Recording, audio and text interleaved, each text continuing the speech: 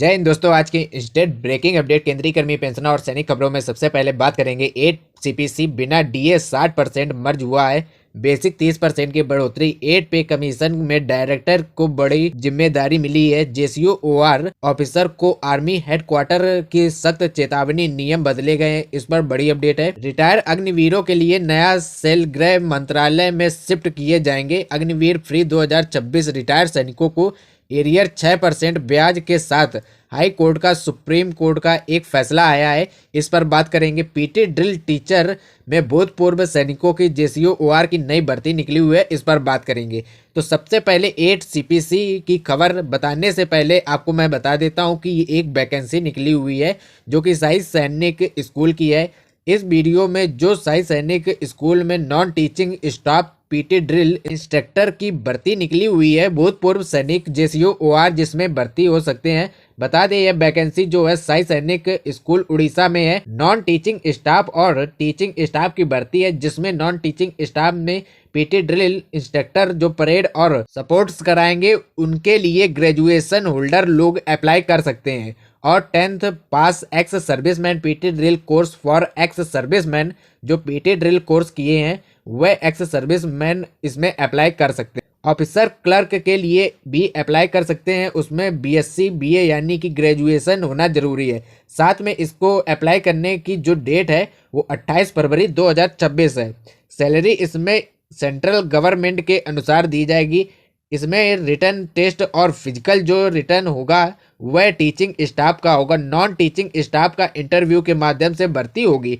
Form भेजने के लिए साई सैन्य जो सैनिक स्कूल है उसमें ईमेल पर या फॉर्म पर भेज सकते हैं। उड़ीसा में यह जॉब लोकेशन रहेगा। प्रिंसिपल का जो ईमेल एड्रेस है यह आप देख सकते हैं, यह लिखा हुआ है, इसमें आपको भेजना है। अपनी बायोडाटा सारा इसमें ही भेज सकते हैं। वहीं 8वें वेतन आयोग को लेकर एक बड़ी खबर आई है। 30% बेसिक और डीए के बाद मर्ज होने के बाद 30% की बढ़ोतरी होगी।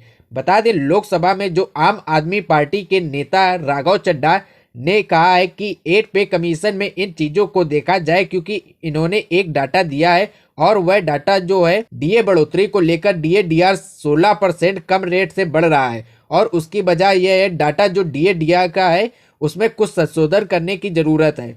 उन्होंने एक टेबल भी दी है, वह टेबल क्या है, कितनी % की बढ़ोतरी से ये केंद्र सरकार के कर्मचारी हैं उनकी हुई है, जो सिविल एम्प्लॉय हैं उनकी कितनी बढ़ोतरी हुई है। तो मैं आपको वह डाटा दिखाता हूं। तो उन्होंने पोस्ट किया है। इनका कहना है कि 12 साल में डाटा कंपैरिजन जो कि गवर्नमेंट एम्प्लॉय अगर क्लर्क और प्राइवेट एम्प्लॉय इसमें कितना अंतर आ गया है। 12 साल से पहले अगर एक क्लर्क की सैलरी 38,000 से ले रहे थे तो उस समय प्राइवेट सेक्टर के जो एम्प्लॉय है उसी के लिए वह 38,000 के ले रहे थे, लेकिन इन 12 सालों में 65,000 सैलरी गवर्नमेंट स्टाफ क्लर्क की हुई है, वहीं 1,80,000 हुई है जो प्राइवेट सेक्टर में है। यानी कि इतना चेंजमेंट आया है 12 साल में। डीए के आंकड़े जो प्राइवेट सेक्टर में उसमें डीए के आंकड़े नहीं दिए जाते हैं, उसमें महंगाई के हिसाब से बढ़ोतरी होती है, लेकिन यहाँ पर जो डीए के आंकड़े आते हैं उस हिसाब से बढ़ोतरी होती है। डीए सभी तक 60% में हुआ है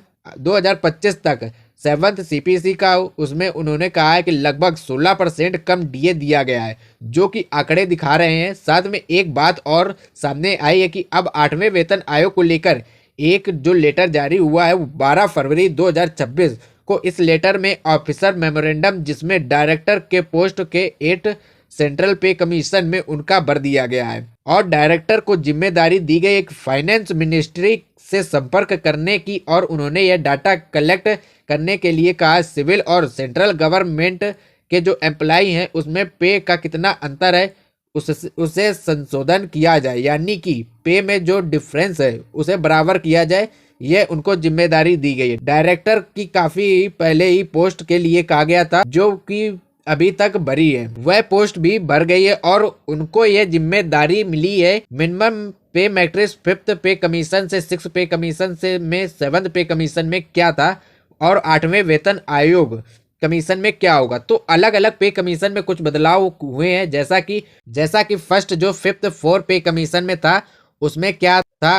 फर्स्ट जो जिसमें डीए था वह लगभग 100% पहुंच गया था। 6th पे कमीशन में डीए 125% पहुंच गया था, लेकिन 50% डीए मर्ज कर दिया गया तो ये बेसिक 25,500 थी, जब 50% डीए 1275 मर्ज कर दिया गया। इसके बाद फिटमेंट फैक्टर दिया गया तो उस हिसाब से फिटमेंट फैक्टर जो मिला था वो 2.74 मिला था, यानी कि जो डीए मर्ज कर दिया गया था, अगर एक पे कमीशन में पहले इसको फायदा मिलता है, अगर डीए नहीं मर्ज किया जाता है तो ये 30% की बढ़ोतरी हो सकती है। 8वें वेतन आयोग में डीए मर्ज होने के बाद बढ़ोतरी होती है वह आपको 30% की मिल सकती है। वहीं दूसरी खबर आई है कि सेना ने सख्त चेतावनी दी है।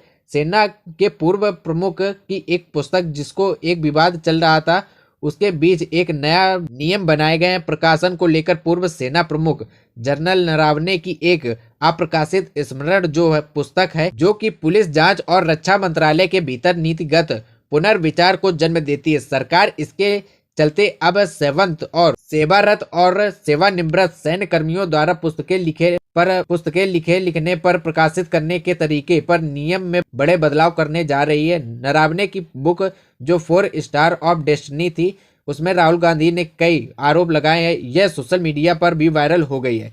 उसके बाद ये कहा जा रहा है कि यह जब पुस्तक प्रकाशित नहीं हुई है तो उसके लीक किसने किया है, उसको लेकर अब नए नियम बनाए जाएंगे कि आप बुक प्रकाशित करते हैं और वह लीक होती है, उसको लेकर सख्त नियम बनाए जाएंगे। क्योंकि सेना से संबंधित मामले को लेकर सेना का कहना है कि सेना को जो पहले चेक करानी होगी वह सेना से अप्रूवल देगी तभी वह बुक छपेगी, क्योंकि सेना से संबंधित कोई भी मैटर ऐसा नहीं छापा जा सकता है कि जो इसके लिए अब नए नियम बनाए जाएंगे तो बुक प्रकाशित करने को लेकर। एक दूसरी बड़ी खबर है अग्निवीरों जो पूर्व अग्निवीर रिटायर होंगे उनके लिए एक सेल का गठन किया गया है और यह जिम्मेदारी गृह मंत्रालय को दी गई है। भारत सरकार ने मंगलवार को लोकसभा में विपक्ष के नेता राहुल गांधी के एक प्रश्न को उत्तर में उन्होंने बताया है गृह मंत्रालय ने अग्निवीरों के लिए उन्होंने पूछा है कि क्या करने जा रही है, गृह मंत्रालय का क्या है प्लान, जो अग्निवीर 4 साल में रिटायर होंगे उनके लिए क्या प्लान है। तो इस पर सरकार ने कहा है पूर्व सैनिक अग्निवीर विंग बनने की तैयारी, गृह मंत्रालय इसके लिए उन्होंने जिम्मेदार दे दी है। रक्षा मंत्रालय से अलग अब जो अग्निवीर रिटायर होंगे उन्हें गृह मंत्रालय उनको संभालेगा, उनकी देखरेख के अंतर्गत उन्हें नौकरी उपलब्ध कराई जाएगी। तो इसमें अब गृह मंत्रालय एक पूर्व अग्निवीर विंग बनने जा रहा है। जैसा कि पूर्व सैनिक जो कई पूर्व सैनिक है जो उनके लिए पूर्व सैनिक निवास स्थान और कई चीजों ऐसी बनाई गई है जिसमें उनको नौकरी मिलती है। डीजीआर जैसे बनाया गया है और पूर्व सैनिक कल्याण नियम बनाया गया है। इस तरह से अब पूर्व सैनिक अग्निवीरों के लिए विंग बनाया जा रहा है। इसको लेकर एडवाइजरी जारी की गई है और यह जवाब सरकार ने दिया है। एक दूसरी बड़ी खबर है विकलांगता पेंशन को लेकर केंद्र सरकार को फटकार लगाई और सुप्रीम कोर्ट ने कई समूह जो पूर्व सैनिक थे उन्होंने केस किया था जो उसको लेकर पूर्व सैनिक की जीत हुई है। बता दें डिसेबिलिटी पेंशन जो प्री 2006 वाले हैं उनको लेकर एक फैसला आया है। 6% प्रतिवर्ष ब्याज की दर से उन्होंने एरियर का भुगतान किया जाएगा। मामला है गुरुवार को सर्वोच्च न्यायालय ने इस बात पर जोर दिया है कि भारत सरकार को राष्ट्र की सेवा करने वाले लाभ प्रदान करने में निष्पक्षता और निरंतरता समान व्यवहार का प्रदर्शन करना चाहिए, क्योंकि न्यायालय ने घोषणा की है कि विकलांगता पेंशन एक मूल्यवान अधिकार है जो एक बार दे पाए जाने पर देती से भुगतान किया जाना चाहिए। साथ में न्यायालय ने कहा है कि डिसेबिलिटी पेंशन का चाहे प्री हो या पोस्ट हो उनके साथ भेदभाव नहीं किया जा सकता। प्री 2006 वालों के लिए भेदभाव का मामला सामने आया है जिसमें कई पूर्व सैनिक ने केस किया था और वह जीत गए हैं। तो यह थी जानकारी, इस वीडियो में इतना ही। Thank you everyone.